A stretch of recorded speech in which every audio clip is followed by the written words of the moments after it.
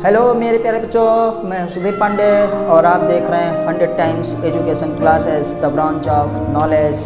तो हम लोग पढ़ रहे हैं क्लास 11 की बायोलॉजी की बुक है चैप्टर नंबर 1, जिसका लेक्चर होने वाला है 7। हम लोग 6 तक पढ़ चुके हैं, मतलब डिफाइनिंग प्रीफेचर के बारे में हम जान चुके हैं। मेटाबॉलिज्म हम तक पढ़ चुके हैं। आज हम पढ़ेंगे कॉन्शियसनेस, और अब हम पढ़ रहे हैं हिंदी वाली बुक से, क्योंकि हमारे जो है क्षेत्र में, हम लोगों के एरिया में, हमारा जो राज्य है यूपी और बिहार है, तो उसमें हम लोग क्या पढ़ते हैं, ज़्यादातर हिंदी ही पढ़ते हैं, तो नेटिव लैंग्वेज होती है। तो जो अभी क्लास 11 के बच्चे हैं वो टोटल इंग्लिश नहीं समझ पाते हैं, तो इस वजह पहले हिंदी में फिर इंग्लिश में किया जाएगा और दोनों कंबाइंड रहता है। तो प्लीज़ आपसे रिक्वेस्ट है कि हिंदी वाले बिल्कुल ना घबराएं कि सर हिंदी नहीं है, तो दोनों साथ में चल रहा है बेटा। थोड़ा सा आपको भी मेहनत करनी पड़ेगी, क्योंकि आप फ्यूचर के डॉक्टर बनने वाले हैं। तो आप अभी चैनल को सब्सक्राइब जरूर करिए, वीडियो को लाइक करिए और अपने दोस्तों के साथ फटाफट शेयर भी कर दीजिए, ताकि हम भी जल्दी से आगे का वीडियो बना सकें। आपका एक भी पैसा नहीं लगता, बस आपको सब्सक्राइब वाले बटन दाबनी है, फिर एक बेल आएगी, बेल दाबिए, फिर 3 ऑप्शन आएंगे, ऊपर वाले ऑप्शन को क्लिक कर दीजिए। तो चलिए फिर पढ़ते हैं आगे का। हमारा सबसे पेचीदा और सबसे महत्वपूर्ण इम्पॉर्टेंट पॉइंट है, जिसको हम बोले थे कॉन्शियसनेस। हमारे पर्यावरण के चारों तरफ जो उद्दीपन होते हैं, जो स्टिमुलस होते हैं, जिस पे हम प्रतिक्रिया देते हैं, वही हमारा डिफाइनिंग क्या होता है, प्रॉपर्टी ऑफ लिविंग्स होता है। सजीवों को परिभाषित करने वाला लक्षण वही होता है। क्योंकि अगर कोई निर्जीव है, उसको आप मच्छर काटे, चाहे उस पर धूप पड़े, चाहे उस पर धूल पड़े, उसको कोई भी रिस्पांस नहीं देता है। और सजीव क्या है, उसको मच्छर भी काटे, उस पर धूल भी पड़े, उस पर क्या है, धूप भी पड़े, उसमें कुछ भी हो, वो रिस्पांस देता है। वो चाहे जितना छोटा लिविंग्स हो और चाहे जितना बड़ा सजीव हो, वो सब रिस्पांस देता ही देता है। बैक्टीरिया से ले करके कहाँ तक, मोस्ट इम्पॉर्टेंट या कॉम्प्लेक्स एनिमल्स, हम लोग ह्यूमन तक। तो आइए किताब से पढ़ते हैं और फिर आपको हम चीज़ों को पॉइंट्स टू पॉइंट लिखेंगे। और आपसे रिक्वेस्ट है कि बच्चों बिल्कुल मत संकोच करिए, बिल्कुल मत शर्माइए कि अरे क्या पढ़ रहे हैं, कहाँ से पढ़ रहे हैं, किताब से पढ़ रहे हैं, क्योंकि बेटा आपकी एनसीईआरटी की बुक ही आपका सिलेबस है। क्लास 6 से लेकर के क्लास 12 तक की वाली दुनिया के सबसे मोस्ट टफ एग्ज़ाम, जिसको हम लोग कहते हैं यूपीएससी, वो वाले बच्चे भी एनसीईआरटी ही पढ़ते हैं। और नीट और जेईई के लिए तो एनसीईआरटी पढ़ना इम्पॉर्टेंट ही है। और नीट वालों के लिए स्पेशली अगर आप नहीं पढ़ रहे हैं फिजिक्स केमिस्ट्री बायो की एनसीईआरटी, तो बेटा सिलेक्शन तो भूल ही जाइए ना, क्योंकि 90 से 95% क्वेश्चन जो है एनसीईआरटी की बुक से ही आते हैं। और चाहे किसी भी एग्ज़ाम को देख लीजिए, इसलिए सभी गवर्नमेंट्स अपने स्टेट में सिर्फ और सिर्फ एनसीईआरटी चला रही हैं। और अब हमारे यूपी में भी जो है योगी जी की कृपा से चलने लगी है 5 साल से। तो प्लीज़ एनटीए अब करवाती है नीट का एग्ज़ाम, तो वो पूरा सीबीएसई का ही पैटर्न रहता है। आइए हम लोग देखते हैं, आपका पेज नंबर 5 है, आप देख लीजिएगा। हिंदी वाली बुक इस समय है, क्योंकि बच्चों की डिमांड ज़्यादा है कि सर हिंदी वाली पहले हमको पढ़ाइए कि उसमें समझ में आए, फिर इंग्लिश करिएगा, फिर भी साथ में हिंदी इंग्लिश भैया मिक्स रहेगा, 100% नहीं हो पाएगा। तो शायद क्या है, सभी जीवों का ना सबसे सुस्पष्ट आपको मिल गया होगा। साथ में एनसीईआरटी लेके बैठिए, कॉपी पेन लेके बैठिए न। शायद सभी जीवों का सबसे सुस्पष्ट परंतु पेचीदा अभिलक्षण अपने आसपास क्या है, या पर्यावरण के उद्दीपनों, जो भौतिक, रासायनिक अथवा क्या हो सकते हैं, जैविक हो सकते हैं। तो बेटा हम लोगों को प्राप्त हो गया कि स्टिमुलस हमारे पास क्या हो सकता है। तो कॉन्शियसनेस हम कह रहे हैं, हमारे पास चौथा कैरेक्टर कौन सा है, कॉन्शियसनेस।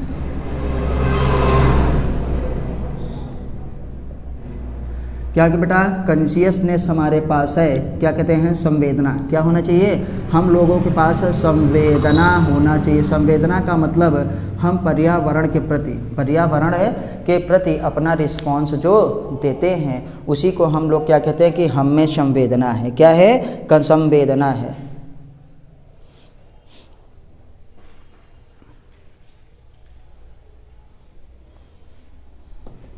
चलिए, तो हम लोगों के पास जो संवेदना होती है उसी को हम लोग कहते हैं कि कॉन्शियसनेस है।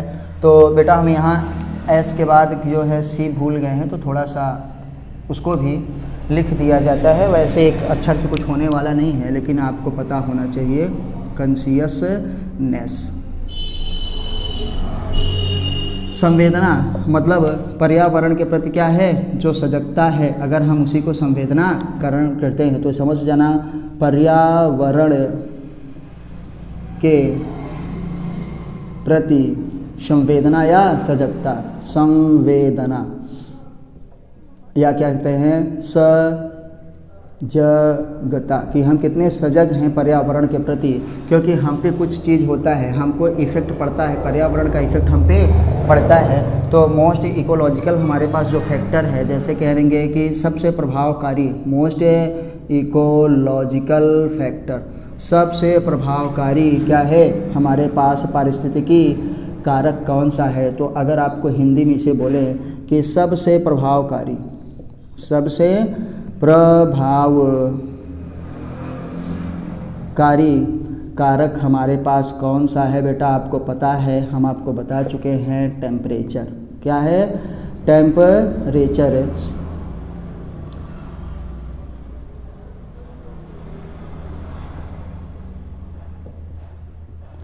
टेम्परेचर है सबसे ज़्यादा प्रभावकारी। क्या है? टेम्परेचर ही। टेम्परेचर के बाद हमारे पास आप जानते हैं, टेम्परेचर के बाद हमारे पास आता है लाइट, है ना।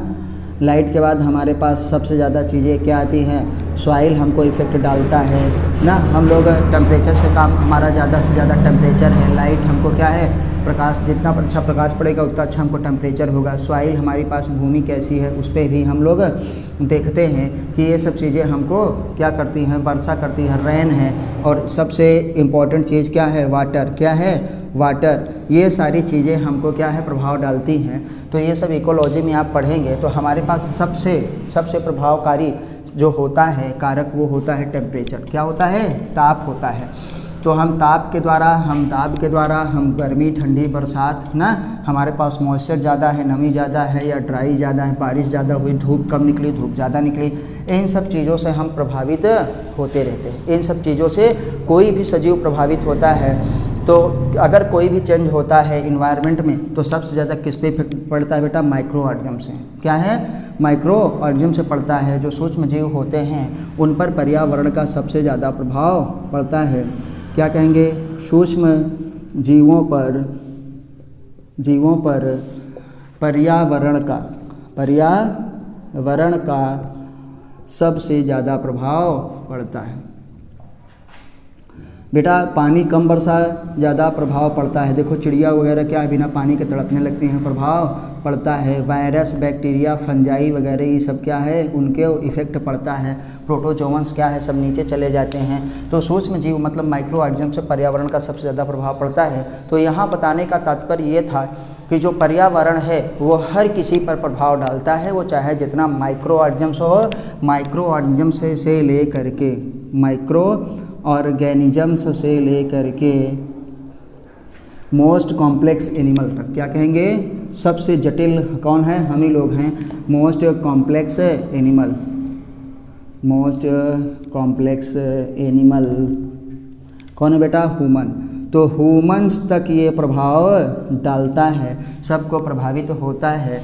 तो हमारे पास क्या है? स्टिमुलस के द्वारा। तो हमारे पास कौन, हम कहेंगे कि स्टिमुलस कितने प्रकार के हो सकते हैं? उद्दीपन। स्टिमुलस याद रखिएगा, स्टिमुलस का मतलब उद्दीपन। उद्दीपन जो हमको स्टिमुलस दे, हमको उद्दीपित करे। हम लोग बैठे हैं, आग छुआ दो, देखो खटाक से क्या हो जाएंगे? खड़े हो जाएंगे। मच्छर काटता है, चाट से जो है हचक चाटा, मार दी, मच्छर निपट गया। क्या है? निपट गया। तो हमारे पास स्टिमुलस जितने भी होते हैं, तो याद रखिएगा कितने स्टिमुलस होते हैं, किसी भी प्रकार के हो सकते हैं। स्टिमुलस पहला हमारे पास क्या हो सकता है? फिजिकल हो सकता है। फिजिकल मतलब भौतिक। दूसरा क्या हो सकता है बेटा? केमिकल स्टिमुलस हो सकता है। और तीसरा हमारे पास बेटा क्या हो सकता है?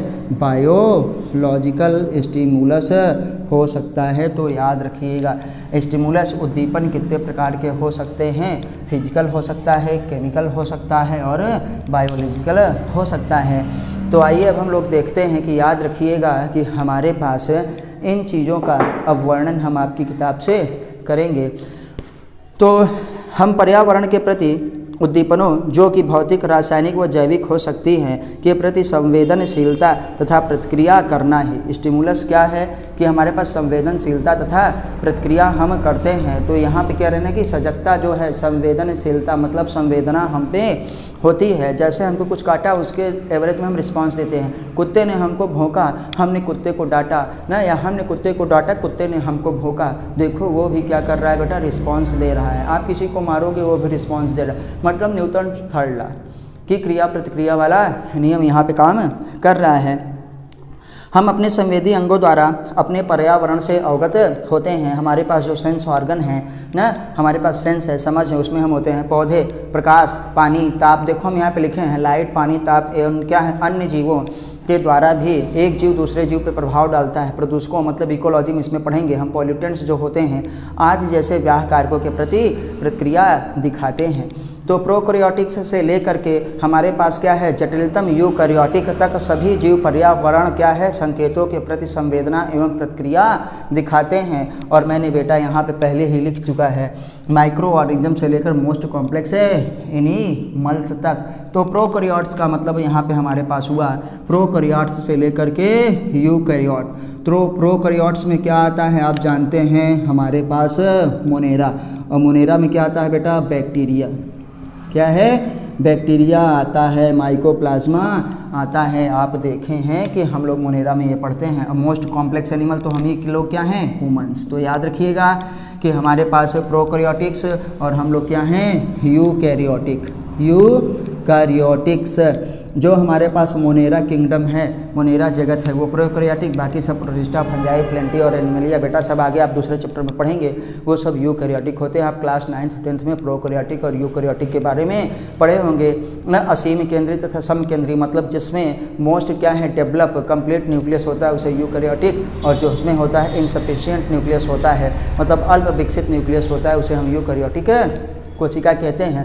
और यूकैरियोटिक कोशिका से जो ऑर्गेनिजम्स बनता है उसे हम यूकैरियोटिक ऑर्गेनिजम्स कहते हैं, तथा प्रोकैरियोटिक कोशिका से जो बनता है उसे प्रोकैरियोटिक ऑर्गेनिजम्स कहते हैं। तो और भी होते हैं, जैसे उसमें सेल ऑर्गेनेल्स नहीं पाए जाते, कोशिकांग नहीं पाए जाते, यूकैरियोटिक में कोशिकांग पाए जाते हैं। तो सबसे बड़ा डिफरेंस यही न्यूक्लियस वाला याद रखिएगा कि प्रोकैरियोटिक में कंप्लीट न्यूक्लियस नहीं पाया जाता ना, असीम केंद्रीय होता है, उसका न्यूक्लियस केंद्र में नहीं होता, इसे फैला रहता है, न्यूक्लियर मेम्ब्रेन नहीं पाई जाती है। लेकिन यूकैरियोटिक में सेंटर पे होता है, न्यूक्लियर मेम्ब्रेन पाई जाती है और अच्छे से वो फंक्शन भी करता रहता है। तो प्रोकैरियोटिक में मतलब बैक्टीरिया हो, चाहे हमारे पास मोस्ट कॉम्प्लेक्स एनिमल ह्यूमन हो, सब कोई हर कोई पर्यावरण से प्रभावित होता है। एनसीईआरटी में ऐसा लिखा है, इसलिए आपको लाइन टू लाइन हम उसको पढ़ा रहे हैं। तो याद रखिएगा कि तक सभी जीव पर्यावरण संकेतों के प्रति संवेदना एवं प्रतिक्रिया दिखाते हैं, रिस्पॉन्स देते हैं। पादों तथा प्राणियों में दीप्ति काल मौसमी प्रजननों में क्या है, जनन को प्रभावित करता है। बेटा हम लोगों में कि प्रदीप्ति मतलब जो लाइट है, इफेक्ट ऑफ लाइट क्या करता है, वो प्रजनन को प्रभावित करता है। जैसे हम कहते हैं कि हमारा गेहूँ कब होगा, ठंडी के मौसम में ही होगा, और हमारा क्या है, मैंगो कब होगा, गर्मी के मौसम में होगा। आलू हमारा ठंडी में होगा, लेकिन अच्छी आपको पालक, अच्छी चीज़ें जो है नेनुआ, तरोई, भिंडी, ये सब क्या होगी, गर्मी में ज़्यादा अच्छी होगी, ठंडी में नहीं होगी। तो सबको पे लाइट का इफ़ेक्ट पड़ता है। हम लोग देखते हैं जो सीजनल हमारे पास होते हैं ब्रीडर्स, मतलब जो अपने मौसम में ही बच्चों को जन्म देते हैं। जैसे इस समय हम डॉग्स को देख रहे हैं, कुत्तों को देख रहे हैं, तो ठंडी के मौसम में वो ज़्यादा प्रजनन करते हैं, ब्रीडिंग करते हैं, बच्चों को देते हैं। लेकिन गर्मी के मौसम में वो नहीं देते हैं। तो हमारे पास जो पोल्ट्री फार्म में मुर्गी होती है उसमें भी आप देखेंगे वो किसी भी कंडीशन में देती है, लेकिन जो हमारे पास है क्या होता है, फ्री नेचर में होती है, वो क्या होती है, सिर्फ सीजन में अंडे देती है। तो इन सब में भी सीजन का इफेक्ट पड़ता है। तो मानव केवल ऐसा जीव है जो क्षम के से क्या है, अवगत क्या है, अर्थात स्वचेतन है। तो क्या कहते हैं, सेल्फ कॉन्शियसनेस किस में पाया जाता है, तो आप याद रखिएगा ह्यूमन में पाया जाता है। तो इसको आप लोग नोट कर लिए होंगे, हम थोड़ा सा और आगे यहीं पे करते हैं, आप नोट करिए या स्क्रीनशॉट ले लीजिए, बात एक ही हुई। तो कहेंगे सेल्फ कॉन्शियसनेस किस में पाया जाता है, याद रखिएगा सेल्फ कॉन्शियसनेस। सेल्फ कॉन्शियसनेस का मतलब स्वचेतन क्या है, स्वचेतन किस में पाया जाता है? सिर्फ और सिर्फ ह्यूमन में पाया जाता है, और कोई स्वचेतन नहीं होता। स्वचेतन अपनी चेतना अपने आप से वो जगाता है, अपने प्रति क्या है, सचेत रहता है। बाकी सब पे हम लोग अपनी कंडीशंस को क्या है, उस पर प्रभाव पड़ता है तो हम उसको बदलते रहते हैं। ठंडी है तो हीटर लगाते हैं कि गर्म हो जाए, गर्मी है तो कूलर लगाते हैं कि भैया ठंडे हो जाएं। तो स्वचेतन अपने लिए सेल्फ कॉन्शियसनेस है, सिर्फ ह्यूमन है, ऐसा कोई और दूसरा प्राणी नहीं है। इसलिए चेतना जीवों को परिभाषित करने के लिए अभिलाक्षणिक हो जाती है। क्या है? तो इसीलिए हम कहते हैं सेल्फ कॉन्शियसनेस। तो क्या है? सेल्फ कॉन्शियसनेस नहीं बेटा, कॉन्शियसनेस। अब यहीं पे हटाते हैं, तो इसको हम देख चुके हैं, थोड़ा सा इसको हटा के हम देखते हैं। यहीं पे हम लिखेंगे कि कॉन्शियसनेस मतलब संवेदना, या क्या है, सचेतना। क्या है? चेतना ही हमारे पास क्या डिफाइनिंग प्रॉपर्टी ऑफ लिविंग्स। ये देखो कॉन्शियसनेस बेटा, यही है हमारे पास डिफाइनिंग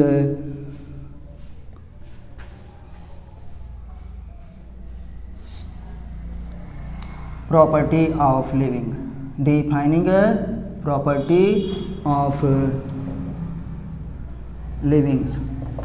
तो क्या कहेंगे? सजीवों को परिभाषित करने वाला, सजीवों को परिभाषित करने वाला अभिलक्षण। क्या है? अभिलक्षण। ये बेटा सजीवों को परिभाषित करने वाला लक्षण कौन सा है? कॉन्शियसनेस होता है। सजीवों को, इसको बेटा हटा रहे हैं, सजीवों को परिभाषित करने वाला लक्षण है कॉन्शियसनेस। मतलब चेतना, सचेतना ही क्या है, संवेदना ही सजीवों को परिभाषित करने वाला लक्षण है, बाकी और कोई नहीं। तो परिभाषित करने वाला का मच्छर का मतलब ये है कि सजीव को निर्जीव से कौन अलग करता है? सजीव व निर्जीव में अंतर ना, अंतर किसके द्वारा? संवेदना के द्वारा। संवेदना या सचेतना, संवेदना के द्वारा स्पष्ट होता है, स्पष्ट होता है। बेटा याद रखिएगा, यहाँ संवेदना का मतलब क्या है? सचेतना। क्या है? हमारे पास चेतना जो होती है, संवेदना जो होती है ना, वही हमारे पास है, स्पष्ट करता है। तो मतलब नॉन लिविंग्स को आप धूल पड़े, धूप पड़े, मिट्टी पड़े, उसको कोई इफेक्ट नहीं पड़ने वाला है, वो कोई प्रतिक्रिया नहीं देता है। लेकिन नॉन लिविंग में ये सब प्रतिक्रिया नहीं होगी, लेकिन लिविंग में ये सब हो बेटा तो वो रिस्पॉन्स देगा। हमारे अंदर धूल पड़ जाए, खटाक से इसे बंद करते हैं, छींक आ जाए खटाक से छींकते हैं ना, खांसी आती है, तमाम चीज़ हम लोग करते हैं। तो यही हमारे पास संवेदना है। लेकिन वो कह रहे हैं कि आप ये बताइए कोमा पेशेंट के साथ आप क्या करेंगे? हम जान तो गए कि बेटा संवेदना क्या है, कॉन्शियसनेस। आप याद रखिएगा, consciousness defining property of animals, मतलब हमारे पास लिविंग्स, सजीवों को परिभाषित करने वाला लक्षण है, अभिलाक्षणिक लक्षण है। क्योंकि यही डिफरेंस लाता है कि हमारे पास लिविंग्स रिस्पॉन्स देता है और लिविंग्स रिस्पॉन्स नहीं देता। जो हमारे पास स्टिमुलस हैं, जो उद्दीपन है, उद्दीपन कितने प्रकार के हो सकते हैं बेटा? फिजिकल हो सकता है, केमिकल हो सकता है, बायोलॉजिकल हो सकता है। उनके प्रति हम रिस्पॉन्स देते हैं, लेकिन नॉन लिविंग नहीं देता। तो ये करें कि कोमा पेशेंट के साथ आप क्या करेंगे? क्या करेंगे? कोमा पेशेंट, कोमा का जानते हैं ना कि जो आदमी हॉस्पिटल में एकदम ऐसे पड़ा रहता है, कोमा पेशेंट का मतलब होता है बेटा ब्रेन डेड। क्या कहेंगे? ब्रेन डेड वाले एनिमल्स में आप क्या करेंगे? तो हम ये इसलिए कहते हैं कि कैसे ये होगा, आइए देखते हैं कि कोमा पेशेंट के लिए ये हमारे लिए टफ हो जाता है कि आप क्या बताएंगे उसको। क्या है? Coma patient.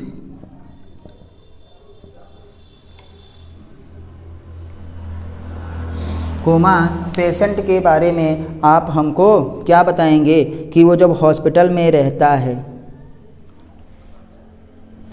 बताइए। कोमा पेशेंट का मतलब होता है बेटा, यहाँ लिख लेना, ब्रेन डेड। क्या है? ब्रेन डेड मतलब वो मानसिक रूप से बेचारा मृत है, लेकिन अभी उसकी हार्ट बीट चल रही है। तो इसमें हम आपका ज़्यादा टाइम नहीं ख़राब करेंगे, आप जान जाइए कि कोमा पेशेंट में वो कह रहे हैं कि ये बहुत डिफ़िकल्ट हो जाता है कि उसको डिफ़ाइन करना कि वो लिविंग है कि नॉन लिविंग है, क्योंकि अभी आपने कहा कि जो हमारे पास लिविंग है वो रिस्पांस देता है, लेकिन कोमा का पेशेंट रिस्पांस नहीं देता क्योंकि उसका दिमाग उस समय बंद रहता है, दिमाग काम नहीं करता रहता है, इसलिए उसको कहते हैं क्लिनिकल डेड नहीं कहते हैं, ब्रेन डेड कहते हैं। क्लिनिकल डेड का मतलब जब हार्ट बीट आपकी बंद हो जाए तब आपको मृत घोषित किया जाता है। कोई भी डॉक्टर अपने रिपोर्ट में ये नहीं लिखता है कि ही इज़ डाइड या सी इज़ डाइड, वो कहता है क्लिनिकल डेड। क्या है कि चिकित्सकीय रूप से ये मृत पाए गए हैं, चिकित्सकीय रूप से मृत हैं, क्योंकि कभी कभी गॉड का चमत्कार भी हो जाता है, भगवान का आदमी जिंदा हो जाता है तो उसको मृत नहीं घोषित किया जाता है, उसको कहते हैं क्लिनिकल डेड। और क्लिनिकल डेड का मतलब है कि जब चिकित्सकीय रूप से इसको परीक्षण किया गया तो यह मृत पाया गया था या मृत हो चुका है। लेकिन ब्रेन डेड में बेटा डेड नहीं लिखा जाता है, कोमा पेशेंट को कहते हैं ब्रेन डेड। तो क्या कहेंगे, उसका दिमाग क्या काम करता है, मस्तिष्क काम नहीं करता है, मस्तिष्क काम नहीं करता है। तो सॉरी, शायद मैं मस्तिष्क ना लिख पाऊँ तो आप समझ जाइएगा कि दिमागी रूप से क्या है, वो मृत हो चुका होता। दिमाग काम करना, कम काम करना, ज़्यादा काम करना, उसको तो हम कहते हैं कि नहीं, थोड़ा सा वो क्या है, डिस्टर्ब टाइप के हैं, वो मानसिक रूप से क्या है, बेचारे विक्षिप्त हैं ना, मानसिक रूप से कमज़ोर हैं या मानसिक रूप से बीमार हैं। यहाँ मानसिक रूप से बीमार की नहीं है, मानसिक रूप से मृत हैं, तो इसलिए वो रिस्पॉन्स नहीं देते हैं, क्योंकि दुनिया का सारा काम हमारे ब्रेन से ही होता है, और जब ब्रेन ही रिस्पॉन्स नहीं दे रहा है तो कुछ भी नहीं करते। लैट्रिन बाथरूम क्या है, सब अपने आप होते रहता है, आँखें खुली की खुली रहती हैं, कोई तोप दिया तो तुप जाएगा ना, जो जैसे होगा वैसे ही हो जाएगा। आप उनको चाकू से काट दीजिए तब भी वो कुछ आपको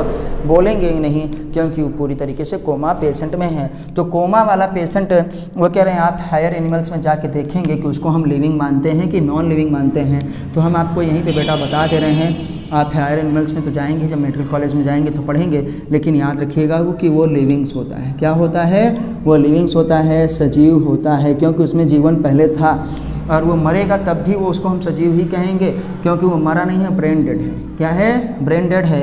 क्या है, क्योंकि बिकॉज ऑफ हार्ट बीट।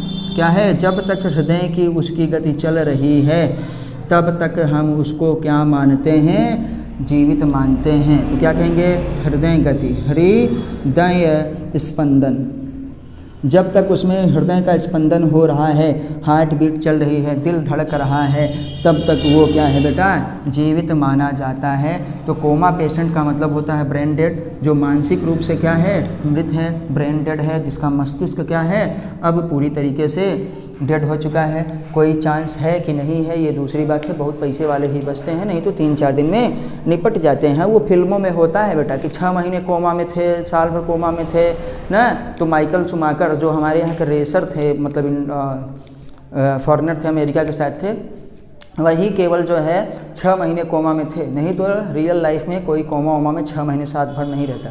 या तो स्टीफन हॉकिंस को, जिसको कहते हैं ना बिग बैंग थ्योरी वाले ना, ये तमाम चीज़ें हैं, ब्लैक होल की जो थी जिन्होंने सुलझाई थी, उनको भी काफ़ी प्रॉब्लम थी, लेकिन वो ब्रेन डेड नहीं थे, ब्रेन उनका काम करता था, उनकी फिजिकल बॉडी काम नहीं करती थी। तो याद रखिएगा 2-3 दिन बहुत हो जाता है, उसके बाद वो मृत ही होते हैं, ज़्यादा से ज़्यादा 7 डेज़। क्या है, क्योंकि ब्रेन सारी की सारी बॉडी क्या है, मशीनों से ऑपरेट होती है, ब्रेन बिल्कुल भी काम नहीं करता है। तो वो पिक्चर में ऐसा दिखाते हैं फिल्मों में कि 6 महीने, साल भर, 3 साल बाद कोमा में थे, उसके बाद वापस आ गया, ऐसा कुछ नहीं है, क्योंकि बॉडी में ना ग्लूकोज पहुंचेगा, यहाँ तक कि सब खुद से रिस्पायरेशन भी अपने से नहीं होता है। तो क्या होगा, 2-3 दिन तक सही से चलता है, उसके बाद निपट जाते हैं, क्योंकि चाहे वो डाइजेशन हो, रिस्पायरेशन हो, एक्सक्रीशन हो, सब कुछ ब्रेन ही कंट्रोल करता है। तो हमारे पास क्या है, हम लोगों का ऑपरेटर सिस्टम कौन सा है, ब्रेन ही, सेंट्रल नर्वस सिस्टम। तो अब वही ख़राब है तो इंजन कितने दिन तक चलेगा, तो सब बेकार हो जाता है। तो याद रखिएगा, कोमा पेशेंट ब्रेन डेड होता है, ये लिविंग्स माना जाता है, ये सजीव होता है। कब, क्यों, क्योंकि इसमें हार्ट बीट चलती रहती है। बाकी आप नेक्स्ट क्लास में पढ़ेंगे। तो याद रखिएगा, डिफाइनिंग प्रॉपर्टी ऑफ क्या है, लिविंग्स, जीवों को परिभाषित करने वाला लक्षण कौन सा है, कॉन्शियसनेस, सचेतना, क्या है, संवेदना हमारे पास है। तो हम लोग कितना पढ़े बेटा, हम लोग अभी पढ़ चुके हैं क्या, ग्रोथ, ग्रोथ भी हमारे पास क्या था, डिफाइनिंग प्रॉपर्टी नहीं था, क्योंकि लिविंग नॉन लिविंग दोनों करते हैं। दूसरा हम लोग बेटा देखे थे रिप्रोडक्शन, रिप्रोडक्शन का मतलब जनन, ये भी नहीं था। क्यों? क्योंकि हाँ, कोई भी नॉन लिविंग रिप्रोडक्शन नहीं करता, लेकिन कुछ सजीव भी ऐसे थे जो रिप्रोडक्शन नहीं करते थे, जैसे म्यूल इनफर्टाइल ह्यूमन कपल्स ना, और हमारे पास क्या है, वर्कर हनी बी, और ये थर्ड जेंडर किन्नर। हम लोग आए तीसरा बेटा मेटाबॉलिज्म। मेटाबॉलिज्म भी हमारे पास ये क्या था, cellular organisation is defining feature, मतलब जो मेटाबॉलिज्म होता है वो शरीर के अंदर होने वाला काम है। रिएक्शन तो ओरिजिनल है, लेकिन जो इन विट्रो फर्टिलाइजेशन होता है, टेस्ट ट्यूब जो बेबी होता है, उसमें लिविंग रिएक्शन होती है, लेकिन हो कहाँ रही है, बॉडी के बाहर सेल फ्री सिस्टम में, वहाँ पे कोई कोशिका नहीं है, कांच की परख नली है, उस पर वो काम हो रहा है। इसलिए ये तीनों डिफाइनिंग फीचर नहीं है, लेकिन हाँ कैरेक्टर्स ऑफ लिविंग्स हैं, सजीवों के लक्षण हैं। और चौथा हमारे पास यही बचता है, कॉन्शियसनेस। क्या है? कॉन्शियसनेस है बेटा, जो कि डिफाइनिंग प्रॉपर्टी ऑफ क्या है, लिविंग, सजीवों को परिभाषित करने वाला लक्षण है। क्योंकि हम लोग स्टिमुलस के प्रति संवेदना देते हैं, तो याद रखिए कि ये चार के चारों हमारे पास सजीवों के लक्षण हैं, लेकिन सजीवों को परिभाषित करने वाला लक्षण केवल एक ही है, जिसका नाम है कॉन्शियसनेस, सचेतना, संवेदना। तो बच्चों, आपको ये वीडियो कैसी लगी, आप हमको कमेंट के माध्यम से ज़रूर बताइए। मैं हूँ आपका दोस्त, आपका साथी, आपका हमदर्द सुधीर पांडे, और आप देख रहे हैं 100 टाइम्स जो है एजुकेशन। तो प्लीज़ चैनल को सब्सक्राइब करिए, वीडियो को लाइक करिए, अपने दोस्तों के साथ शेयर करिए, और कमेंट के माध्यम से आप हमको सुझाव अपने देते रहिए कि आपको वीडियो कैसी लगी और हमको क्या करना चाहिए। आपका ज़्यादा टाइम तो वेस्ट नहीं होता, जैसे बच्चे बताते हैं हमारे क्षेत्र के कि सर हिंदी में ज़्यादा करिए, तो आप लोग भी बताइए कैसी आपको वीडियो चाहिए, हिंदी चाहिए कि केवल इंग्लिश चाहिए, कि हिंदी इंग्लिश दोनों चाहिए। देखिए बेटा, हिंदी इंग्लिश पढ़ेंगे तभी आपको सही लगेगा, क्योंकि दोनों से ही हम लोगों का काम चलता है। और नीट में आप हिंदी का पेपर मांगेंगे तो इंग्लिश का भी आपको मिलेगा, कोई दिक्कत नहीं होगी, तो दोनों समझ के आप करिएगा, ठीक है। तो और कुल मिलाकर के इंग्लिश पढ़ेंगे तो आपको थोड़ा सा और सरल लगता है, क्योंकि आगे आपको मेडिकल कॉलेज में वही पढ़ना रहेगा। और आप लोगों से एक रिक्वेस्ट और है कि अगर आपको नीट में सेलेक्ट होना है ना, अब तो कह रहे हैं हम इंडिया के किसी भी एग्ज़ाम में सेलेक्ट होना है तो आपको NCERT पढ़ना ही पढ़ना है। तो इसलिए प्लीज़ NCERT जिनके पास ना हो वो NCERT ज़रूर लीजिए। आपके पास अगर कोई दिक्कत होती है तो आप हमको वो भी बता सकते हैं, मेरा नंबर आपको डिस्क्रिप्शन बॉक्स में मिल जाएगा। तो आप इस प्लेलिस्ट में जिन्होंने पुरानी वीडियो ना देखी हो, 100 times education Sudhir Pandey search करिए, प्लेलिस्ट में जाइए, प्लेलिस्ट में लिखा है क्लास 11th जो है कि NCERT मतलब biology for NEET class 11th। फिर मिलते हैं बच्चों अगली वीडियो में बायोडाइवर्सिटी के साथ। तब तक नमस्ते, जय हिंद, जय भारत। NCERT पढ़ते रहिए और अपना सपना और अपने घर वालों का सपना पूरा करिए। जय हिंद।